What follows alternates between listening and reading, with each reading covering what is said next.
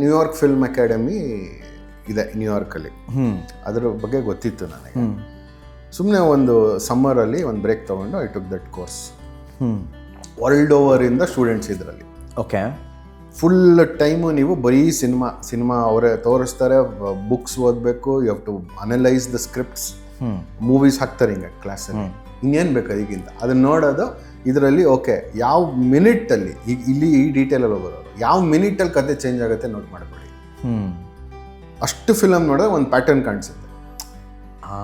Okay okay, ಈ 15ನೇ ನಿಮಿಷಕ್ಕೆ ಏನೋ ಒಂದು ಆಗುತ್ತೆ, 30 ನಿಮಿಷಕ್ಕೆ ಇನ್ನೊಂದೇನೋ ಆಗುತ್ತೆ, 60ನೇ ನಿಮಿಷಕ್ಕೆ ಇನ್ನೇನೋ ಒಂದು ಆಗುತ್ತೆ. ಅಲ್ಲ, ಮಧ್ಯಾಹ್ನ ಆಗುತ್ತೆ, ಬಟ್ ಮೇನ್ ಟರ್ನಿಂಗ್ ಪಾಯಿಂಟ್ಸ್ ಅಂತ ಒಂದಿಷ್ಟಿರುತ್ತೆ.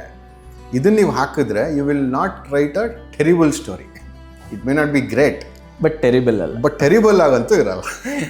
ಒಂದು ಕತೆ ಥರ ಕಾಣಿಸುತ್ತದು.